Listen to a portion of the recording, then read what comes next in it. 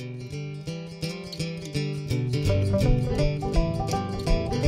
the Gitty Gang Show on Cigar Box Nation TV. It's the Gitty Gang Show on Cigar Box Nation TV. And we're coming to you live from CB Gitty.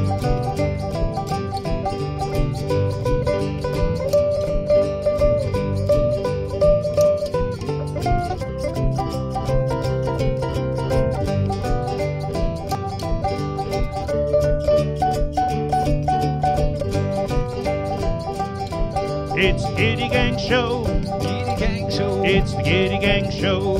Gitty Gang Show. It's the Gitty Gang Show. Gitty Gang Show. It's the Gitty Gang Show. Gitty Gang Show. It's the Gitty Gang Show on Cigar Box Nation TV.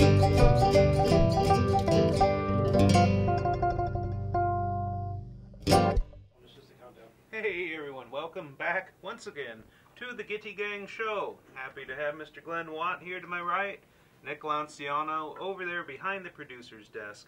Got a few good things lined up for you today, one of which I'm holding. Not going to talk about this quite yet. I'm going to be doing a little picking on it later. We've had a lot going on here at CB Gitty. We usually do. You know, one likes to stay busy. Some new books have come out onto the market in the last couple of weeks, to be honest. 3 new books in the last 2 weeks.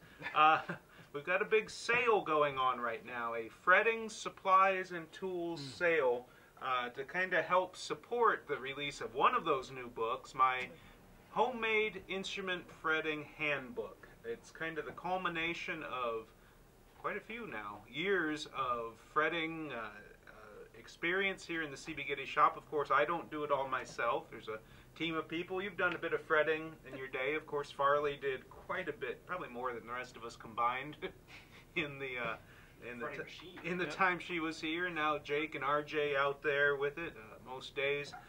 But we've learned a thing or two from all those thousands of instruments, necks, and fretboards that have been fretted here at CB Gitty over the years.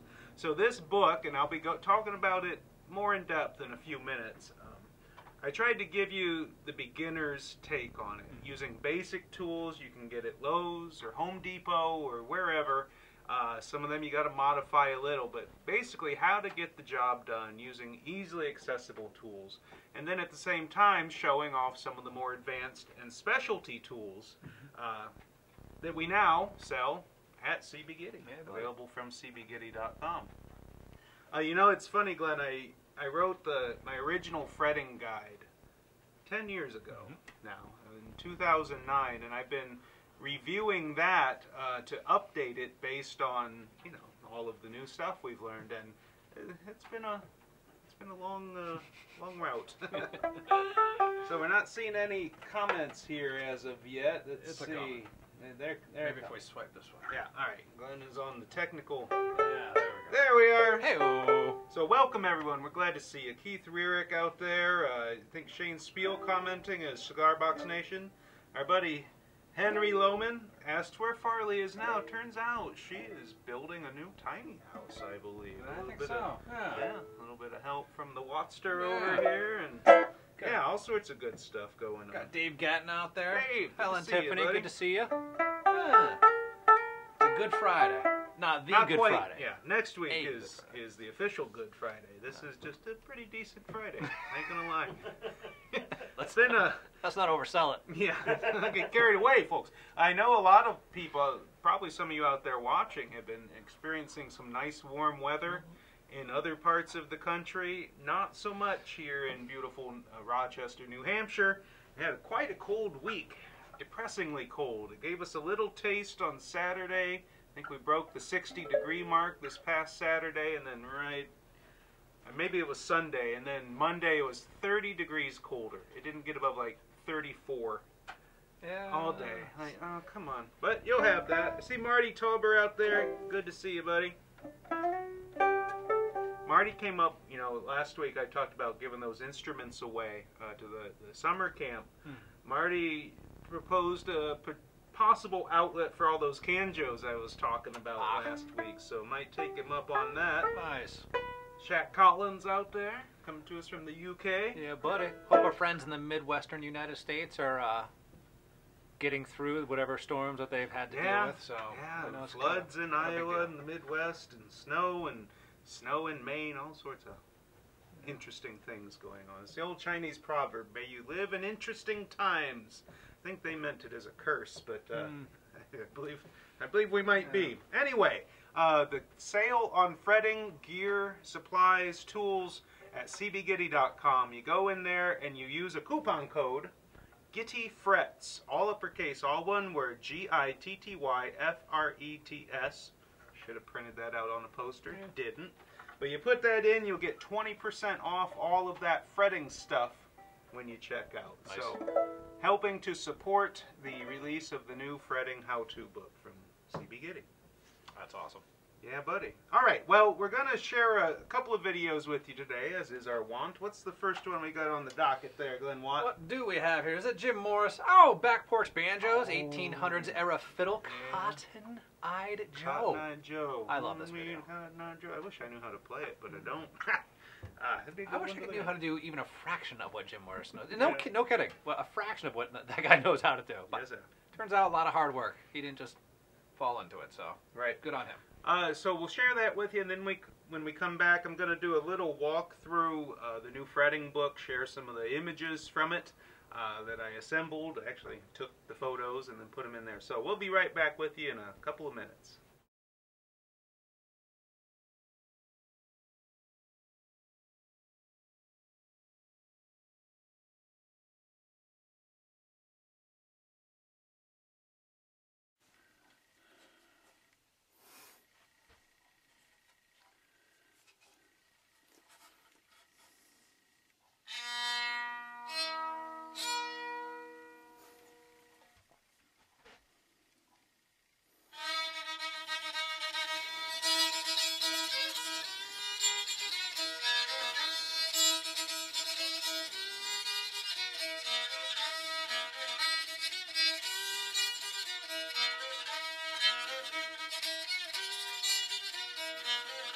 18, 19, 20 years ago, Daddy worked a man named Cotton-Eyed Joe. Where did you come from? Where did you go? Where did you come from? Cotton-Eyed Joe, Cotton-Eyed Joe, Cotton-Eyed Joe, Cotton-Eyed Joe.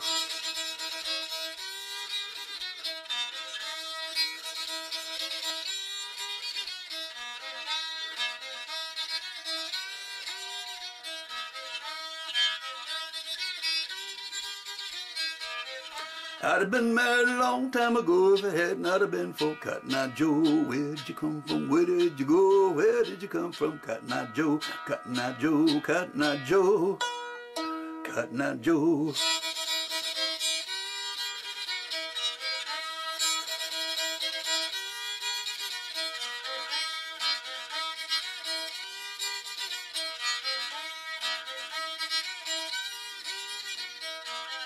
Cornstalk fiddle and a shoestring bow, playing that tune called Cotton-Eyed Joe. Where'd you come from? Where did you go? Where did you come from? Cotton-Eyed Joe, Cotton-Eyed Joe, Cotton-Eyed Joe. Where did you come from? Cotton-Eyed Joe.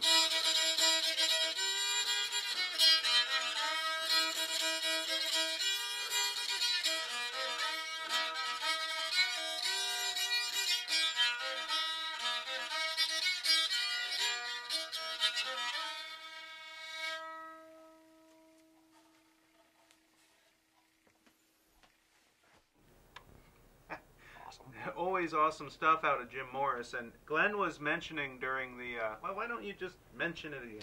Well, no, it's just that it's funny to see that we often see a lot of videos come through here, and it's always cool to see people's positive remarks out in the comments, and we forget that just because we've seen it doesn't mean that everyone else has seen it. And we could pull out a video from last week or a year ago especially, and you know, it's easily half the people out there haven't seen it yet, and I'm just glad that you all got to experience at least that little bit of Jim Morris, because it's really good stuff. We could do probably a double show just of Jim Morris videos. Yes. Oh yeah, and it would be awesome. It could be a video that we've seen before too, but we've seen so many videos come through. It's might be like the first time watching it again for some of them. It's an awesome point. Well, that's how Jim's are, because you know he releases a lot of cool videos. He does a lot of Awesome work. We come back to it 2 years later. Holy. So, Jim Burt, I'm going to be talking about what this is a little bit. I'm going to pick on it a little bit and then talk about it. But first, I want to kind of do a little walkthrough of this new fretting how-to book that I've put together. It's 160 about 160 pages. Looks like Nick's going to bring a little walk corner-ish video graphic onto the screen here. Yeah, there we are. So there's the front and back covers of it, featuring somebody. I can't tell who's on the front there. Some handsome man. Oh, come on now. Hey, now. Anyway, as I said, the idea with this is to let the first-time fretter, to enable the first-time fretter to do a good job installing frets on a homemade instrument. And you might be asking yourself, maybe you have in the past asked yourself, why? Why should I bother fretting? It's so fun and easy to build fretless instruments, playing with a slide. Why bother learning to fret? Because it can be an involved process. It doesn't, it's not something you can just rush and bang through and do a good job. It really takes some patience and some effort to do a good fret job. So why bother with that? And I have several answers. I go into pretty good detail on this question in the book itself. But for one thing, it makes an instrument kind of more approachable to somebody who might already know how to play guitar. Fretted guitars have kind of been the standard for quite a, several hundred years now, or at least a couple of hundred.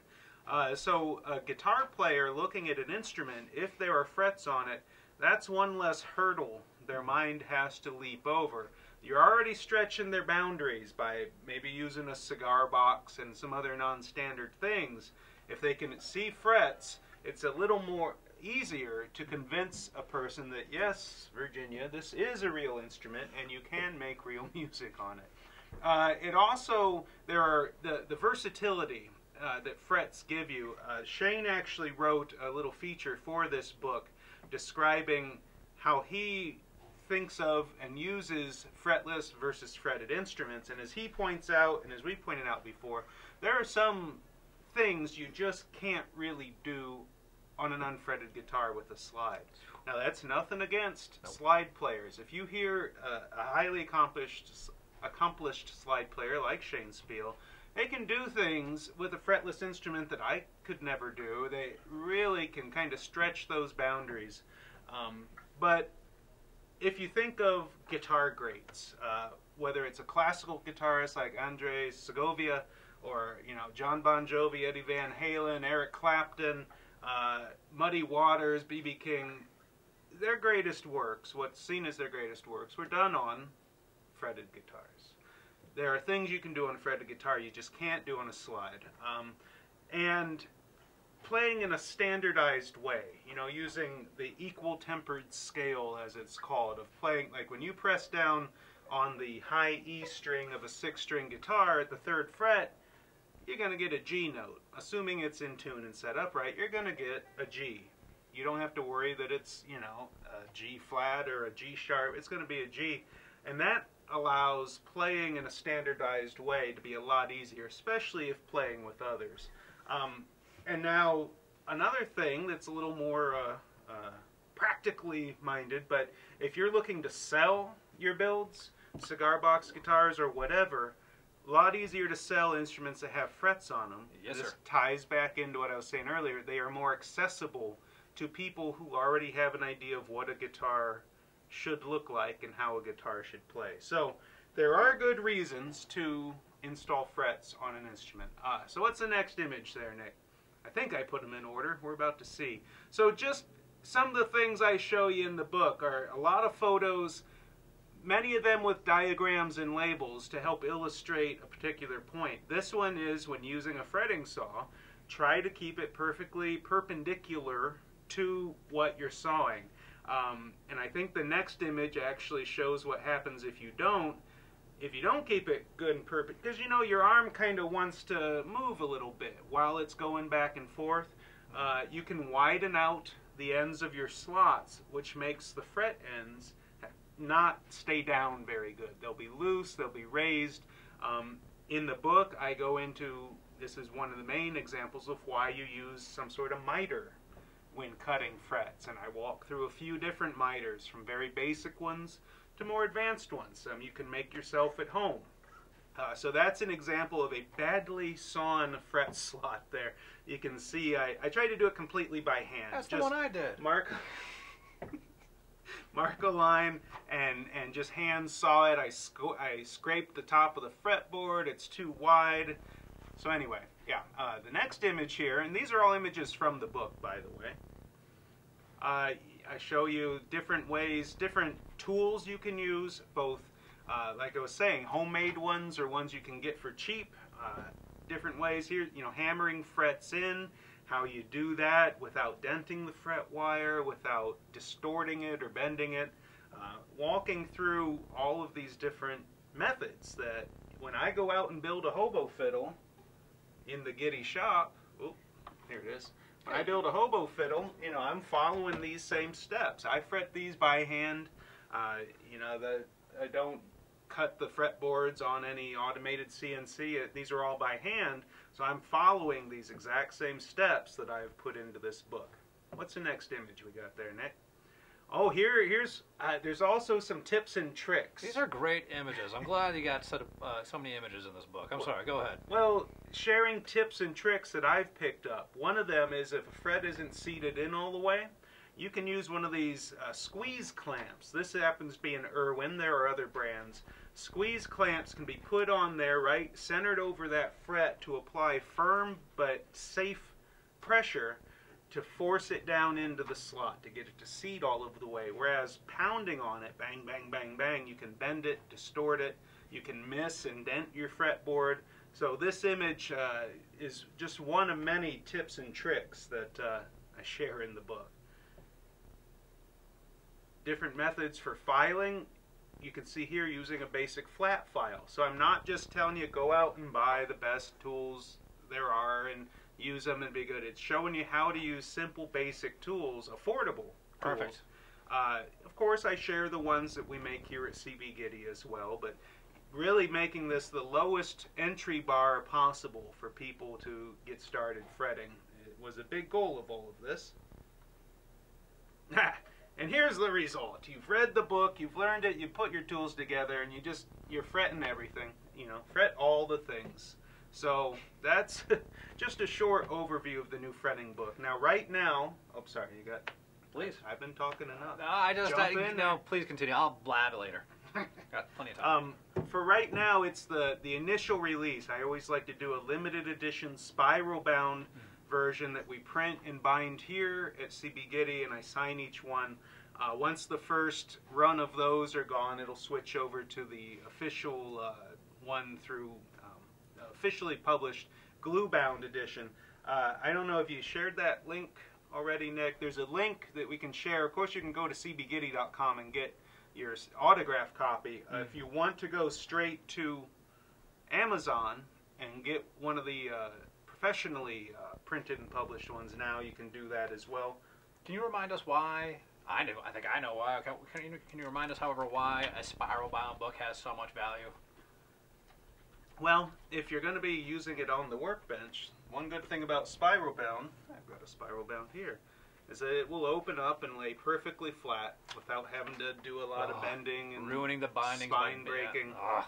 If I could get my publisher to do spiral bound editions, I absolutely would, because a lot with song books, with how-to books, people like the lay flat style, but for us to do them here, it's a lot more time and effort to print, punch, and bind these here. So handing it off to the glue-bound ones are certainly, you know, it's a practical thing. Shane keeps telling me I need to offer a spiral-bound edition of all of these for a little bit more money to cover the additional time, and he's right. But whew, it takes a good bit. I punched and bound 10 more of the new fretting book yesterday, and it took a decent chunk of my morning to do so. Yeah. So anyway, part of it, and I'll be quick about this, and part of what I enjoy so much about Ben's writing is that it is clear and it is concise, and I can tell you that I'm not the only one who feels that way, because when I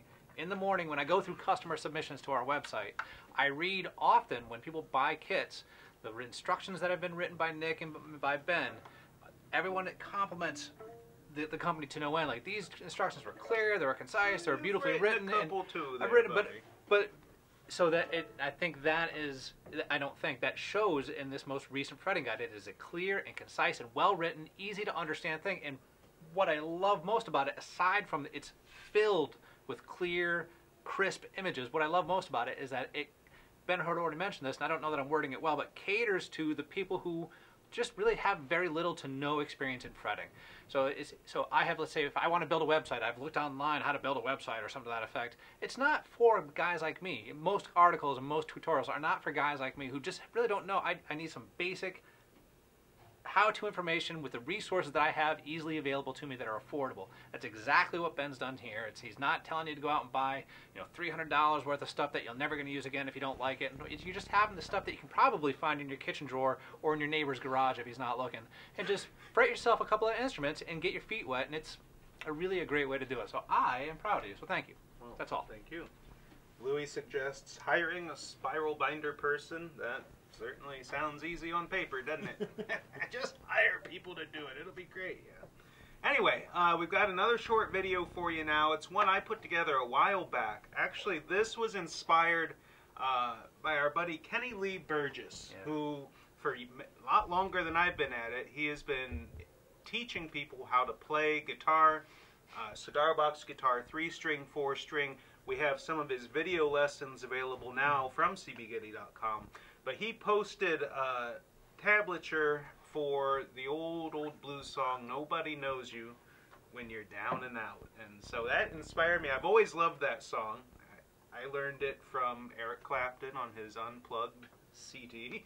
I know it predates Eric Clapton by a good bit, but here's my take on it on a little 3-string tenor cigar box guitar from a while back. So hope you enjoy it.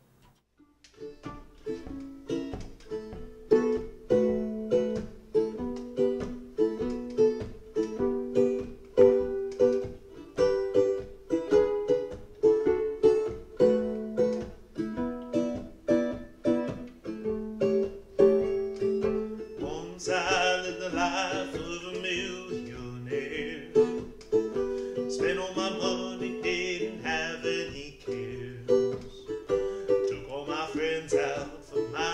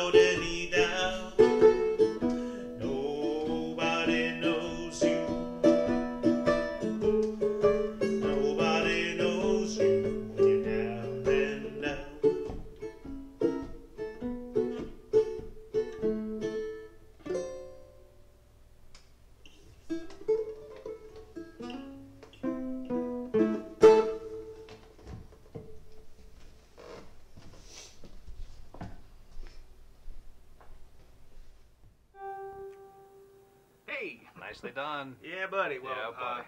oh, that was, yeah. All right, well, I'm going through the script here while that video was playing. I'm like, blah, blah, blah, we'll do this, that, now. And Glenn very quietly and gently is like, we're not going to do what corner? I'm like, what corner? It's right there on the script. So here, without further ado...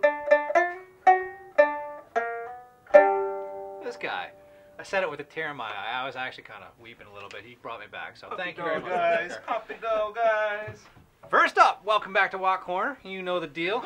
And this is you sharing stuff with us and me sharing it back at you. So now, first up, what we have, actually, I'm psyched. I know those guys. Stoked that Jim Burt's out there today. I saw you roll tide, Jim Burt. I'm glad I saw you out there today, and so that you could see this, because I know that Jim, I don't know that he's seen himself up here on the Watt Corner stuff, and this might be, I got a couple of older images from Jim, but I was looking through some stuff today, and I just saw Jim out there, and I couldn't help, and in this particular case with One Hand Dan Russell, One Hand Dan, and it just made me smile, because we're all, I think, really good people out there in the cigar box guitar community, but these two guys in particular are just, they're cut from a different cloth, really special people and in a really good way. And I'm just glad that you're out there, Jim, because stuff like this reminds me of how happy that this community can be. And so what you see here is, again, Jim Burt, Roll Tide, down in Alabama with One Hand Dan Russell. And about this picture, Jim had written at one time, special build, it's a left-hand build for Dan Russell, because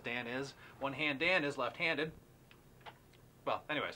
And the box is made from walnut wood. The neck is made from cherry wood on this beautiful guitar that you can see that a Mod Podged image on there. Hey, Jim, why don't you tell people who exactly it is that you Mod Podged on that box, if you don't mind. A bridge, in this case, is made out of a deer antler. I've seen that done plenty of times. I've never done it. I think it's cool. I don't have many deer antlers available to me, I guess. But good job out of you, Jim. And also unique about this is he has a 7-inch spring that he installed in the box to give it some reverb, and installed a piezo pickup in there as well. And being as Jim writes, being the first left-hand guitar he's ever built, he had to really think about how it would be constructed, because if you flip it over, that's kind of, the volume knob goes in a different spot, sound holes could be affected. So all in all, I think it's a great job that you did, Jim, there. And what are you wearing again there? The Rat Fink t-shirt that I see? Anyways, tell people what you're doing out there, Jim, because it's good to see you, man. Now, next up, by the way, thank you, another Jim Burt. He's actually the gentleman in the gray sweatshirt on your right, second from the right, next to the other big guy. But Jim, about this, writes, a rainy Saturday is always a good time to be working in the shop. A perfect day to teach a class on basic cigar box guitar building, which Jim did. The class consisted of 6 students, which included 2 father and son teams. We built Shane Spiel-styled cigar box guitars using parts from CB Gitty Crafter Supply. Thank you very much, Jim Burt. The class lasted about 7 hours from start to finish. Most of the students were familiar with the guitar but had very little woodworking skills. Jim writes that he smiled while watching the father and son teams work together. The sight warmed my heart, as it would mine, Jim, so good. Thank you for saying that. By the end of the class, not only did the students have a nice-looking guitar, but they also picked up some basic woodworking skills along the way. A nice way to tuck an education into doing something fun. So good stuff. After all was said and done, they wanted to know when the next class would be. I had a great time teaching that class, and the experience makes me want to teach more of them. And knowing Jim Burt, my favorite barber who I've never had a haircut from, I would love to take a class from you, sir, because I think that you are a fun man. Next up, thank you very much, Jim. Next up, we have from Michael P. You may have seen this already posted on the CB Gitty Crafter Supply Facebook page, and if you haven't, why aren't you following the page? But this young man is the son of Michael P. Michael P. writes about this picture. After making my first ever CBG for myself, my son and I made this one for him. Turned out great, and he has barely picked up his 6-string since. And I knew that kid played 6-string because probably you can't see it on your video, especially if you're on a mobile device, but he's got a little guitar pick holder hanging around his necklace. It was an awesome father-son experience, and I'm glad CB Gitty could be part of it, writes Michael. Thank you, Michael. We have lots of ideas for future projects, too. I love these two back-to-back father-son type. It could be daughter, mother, granddaughter, aunt.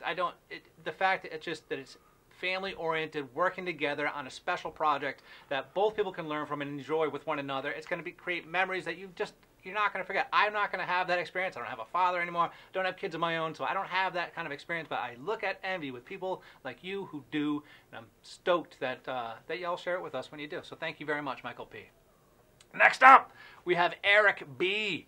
Eric B. made this killer image that's not, he did this himself. All right, I'll get to it. Eric B. writes, I had a bass guitar that broke at the tuning keys. I don't know how, but I saw a few videos of cigar box guitars, so it gave me the idea to gut the broken guitar and build a CBG instead. For the picture here that Nick has, I did all the artwork and woodwork with hand tools. He used the CB Gitty Crafter Supply World War II bomber vintage military style stainless steel sound hole covers, which you can see next to his artwork, and fret wire and strings from CB Gitty as well. In the next image that Nick has for you for this guitar, you'll see that, as Eric writes, he used a wooden shoebox for deeper tone. Now, I personally have not seen a wooden shoebox, so I think that's really cool.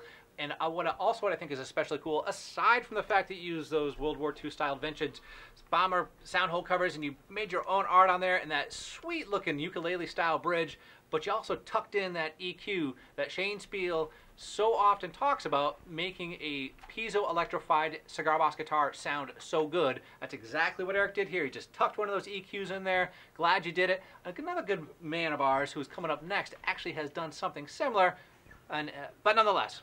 So I think that's great work out of you, Eric, and I'm stoked that you shared it with us. Do we have another image about that one? I'm sorry, I have forgotten. Yes. No. Next, this here, words, is from Pornis Studio. My bad. Pornis Studio is out there. He's a dedicated, stalwart, and true Cigar Box Nation member, and he has shared with us several things. Today, I'm sharing with you what Pornis built here. He calls it the Buki Bow. I'll get to that. Buki Bow. He writes, I had this small cigar box with a sliding lid and was not sure what to make with it. One night inspiration struck and I decided to make a bass, ukulele, diddly bow hybrid instrument. I call it the Buki Bow. Lovely name, by the way, Buki Bow. It has a bass pickup, a bass string, a 3/4 inch square dowel for the neck, and is built on a 17-inch tenor ukulele scale length. I think it is. Can I see the next image too, Nick? I can't remember how I ordered these, I'm sorry to say. All right, here we go. It was a bit of a challenge to assemble because the sliding lid, as some of you already may know, prevents a builder from mounting components to it. See, like as opposed to the box with the lid opening like this, it slides out, and it's two independent pieces, and you got to slide it back in. So what Pornis Studios is describing is mounting a bunch of hardware to these sliding lids and getting them back onto the box. In this case, his magnetic bass pickup. The 4-pole pickup, as it were, from CB Gitty Crafter Supply. Thank you, Pornis. He goes on to write, I had to cut the pickup hole in the lid, set the lid in place, only partially in, and then set the pickup in the hole with wire on each side of the neck and slide that lid slowly into place, and just enough so that he could get a soldering iron in there, and you can see there, solder the wires to the jack, and then he could slide the lid the rest of the way in. So, all things told, it's just one way of determining how to figure out to work with a challenge that so many of us run into and get this beautiful instrument because of it. Those sliding lids can be discouraging, but that is just one way shared by Pornis Studios on how to overcome that challenge, that obstacle. Last up, also in this last picture from Pornis Studios, is a happy band of characters and surrounded by handmade musical instruments, one of which you may recognize that was just featured in the last picture. And Pornis writes about this. For my first order over $25 from CB Gitty Craft Supply, I chose the signed Gitty Gang photo as my free gift. I figured a cool signed picture, print like this deserved a frame, so I found one for it. I initially hung it in my workshop, but realized it would constantly be covered in sawdust, so I moved it to my studio instead. It looks great, and thanks Gitty Gang, and thank you, Pornis, because it is really kind of flattering and neat and just, I don't know, it feels good to have our likenesses, basically us, in your creative spaces, which are our favorite places. Just places where creativity is allowed to flourish and things are built and problems are solved and cool things happen, and that you would include us in yours is, I don't know, pretty special to us. So thank you very much, Pornis Studios, and thank you for checking out Watt Corner. It's a great image. And there's a glare that makes it look like I sneezed, and there's stuff. Probably also helps keep scare away rodents and small children too. So hey, multiple uses. I see everybody saying, hey, Del, so Del Puckett must be out there. Yeah, he did. Del popped in there. Well, thank you for sharing all of that. So now I'm going to do a little picking. Glenn's going to do a little bass thumping. Show off this little hybrid. Just bashed it together this morning. If you remember a few weeks back, the body of it, I had a hubcap resonator cone in it. The hubcap paint can lid cones that we spin here had that in there with a biscuit bridge. Well, this morning I took that off, took the bridge out, you know, the tailpiece up, very sloppily cut a larger hole and dropped this little drum down in there to make a hybrid tenor banjolele thing. I've kind of been picking on it ever since. Long-suffering Glenn, whose desk isn't too far away from mine, been listening to it. So I'm going to do one of those old Americana medleys that I like so much. If you're a regular viewer of the show, you've heard all of these before. It's Crawdad Hole into Camptown Races into When the Saints Go Marching In, I believe. And then maybe a little bit later we'll do, oh, it's still shedding sawdust out of the jack hole. Hey now. Hey-o! Hey-o!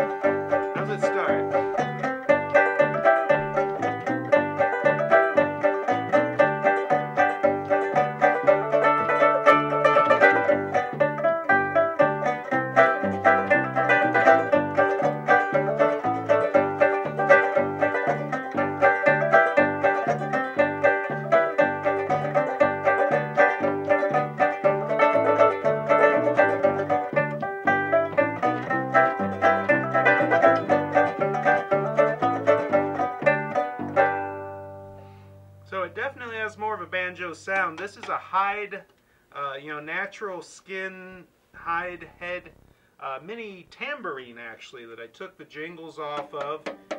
So it's like a little drum in there, and it definitely gives you that kind of banjo-ish sound. Now I've got nylon strings on it, 4 nylon strings tuned GDGB, which of course is what this new songbook that came out 2 weeks ago. It's hard to keep track. Not very long ago. 4-string GDGB songbook available from CB Gitty. So I've still been working on getting used to that. And this was just kind of a last-minute idea, exploring. Got a whole slew of new kits on the docket that were, you know, it started with the G bass with this particular style of kit, and then the Tupelo tenor. Don't have one in here today.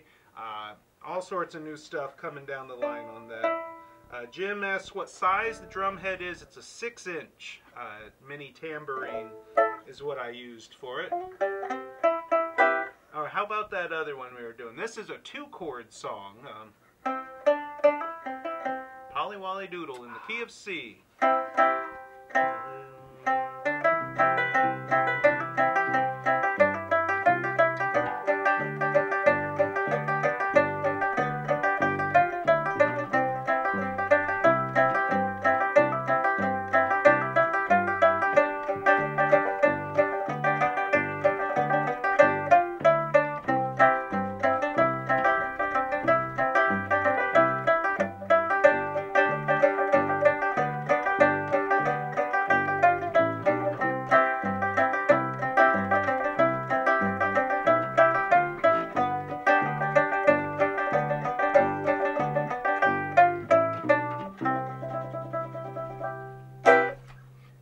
noticed on this, with these nylon strings, it really has a different tone.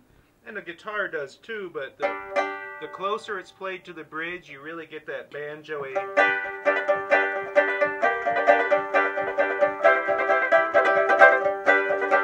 But if you play it further up,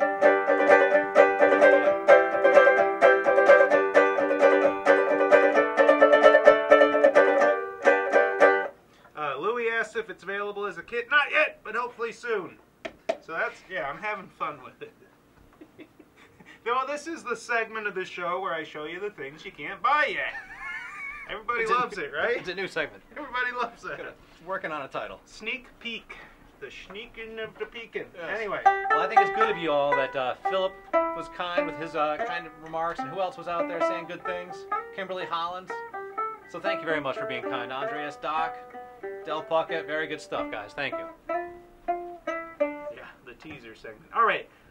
We've got one more video for you now. This is one we've run before, and actually this one, when we first posted it on the Cigar Box Nation Facebook page, got a lot of attention.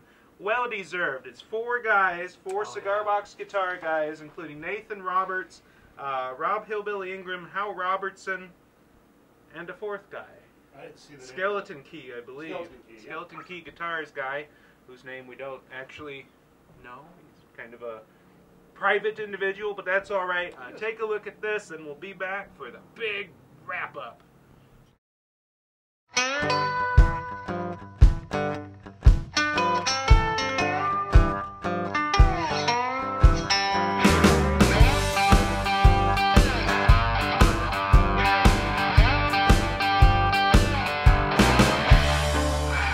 Not a part of the music industry. My song comes from inside of me. Don't expect it to reach the top of the charts. Just 3 or 4 strings are all I need. Might even be a little off key. Just know the song that I play, it comes from the heart. And it might sound a little country, a dash of soul, and a lot of blues. It's homemade, we like it that way. Don't have to follow anybody's rules. So give me a box, a can and some strings. I'll play it any way I please. This is my own song with my CBG. Here we go.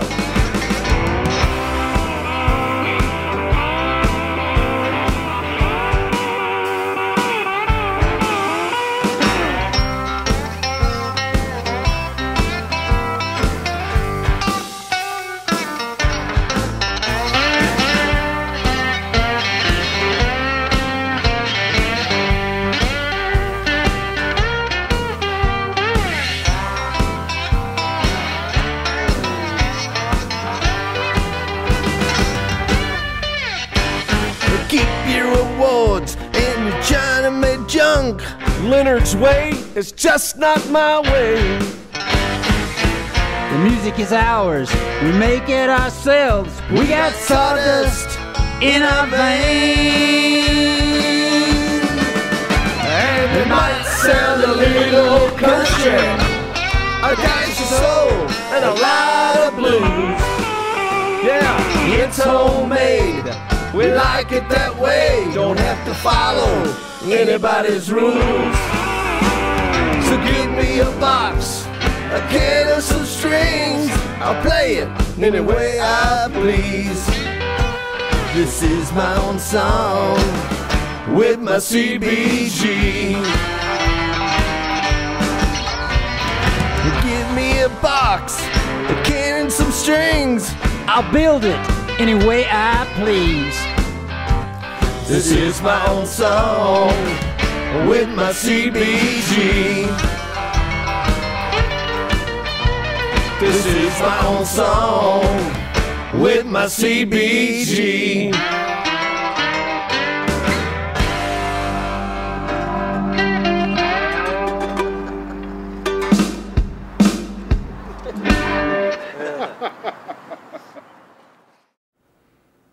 you can see why that one needs to be rerun every so often. Awesome stuff out of those guys. So we're to the announcements part of the show. One announcement that I wanted to point out, would you believe there's another new book just went on Amazon earlier today. It is an expansion and revision of a book, one of the first ones I wrote. Glenn can hold it over to that close-up camera. It is How to Build a Canjo, revised and expanded from the original edition. 126 pages, chock full of how-to information, photos and build examples and design ideas. You can tell I don't have many good photos because I keep putting myself on the cover of these things. Come on now. That's a handsome man. In that photo, I'm holding the Canjo that started it all. The one that was brought to me back in 2008 by good friends Dan and Laurel Caldwell. The one that kind of started this whole crazy homemade music adventure. So there's a link I think Nick has in the script you can paste in where you get this one directly from Amazon because it's kind of an expanded, revised, re-release. Not going to do the whole spiral bound edition thing on that. So yeah, what announcements do you have, Glenn? I see that tomorrow, being April the 13th of 2019, from 1 to 5 p.m. is the April meeting of CBG-minded Michiganders, if you are in the Michigan area, over there at Red Sky Stage in Petoskey, Michigan. And as I think it's Leston Frazier who organizes that event writes, we build and play handmade musical instruments, mostly stringed, but we're open to any type because they are good people. And lastly, if you like, we can put a cigar box guitar in your hands and let you play or give advice to the first-time builder and anyone interested. So another fine example of the inclusivity of the cigar box guitar community. Thank you, Preston Lazier, for doing such a thing for the CBG-minded Michiganders Club tomorrow, 1 to 5 at Red Sky Stage in Petoskey, Michigan. Very nice. Jim asked how much the Canjo book is. I think it's like 15 bucks. Direct from Amazon. When you order it, they print it and ship it directly to you. It's a beautiful thing. Also, our European friends in the UK, Europe, and elsewhere, if you order it through your regional Amazon.uk or .de or whatever, they'll print it and ship it over there and send it directly to you. Sorry, I might have just knocked you out of tune. Rusty Taylor mentions that the Georgia Fest is coming up in a bit. Yeah, we'll get back to announcing the fest lineup maybe next week. Didn't make it into this week's script, but it will again. Don't worry. Let's go see.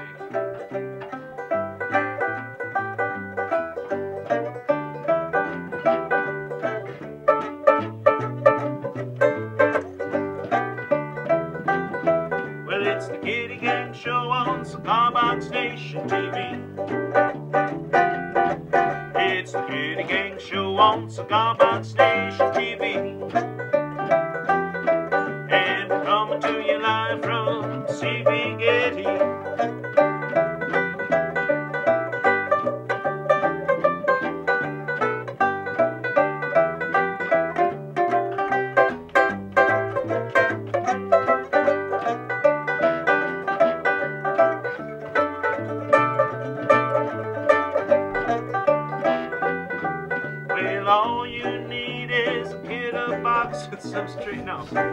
A box and some string. Said all you need is a stick, a box, and some strings. Some strings.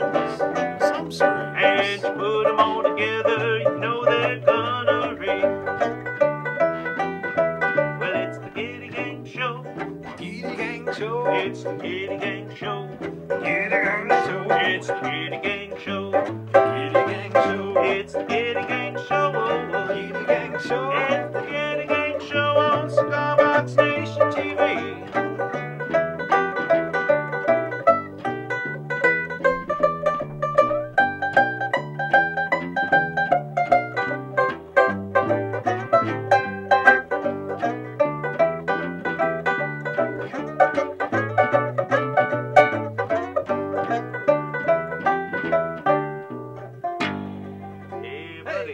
Shane was good enough to point out, don't forget about the fretting sale going on cbgitty.com. Use the coupon code GITTYFRET, it's all one word, and you'll get 20% off all our fret wire, tools, templates, everything strangely enough, accept the new book. Because it's all meant to kind of support the launch of the book. So, yeah, buddy, we'll see you again next week. Yeah, buddy. Lord willing, the creek don't rise.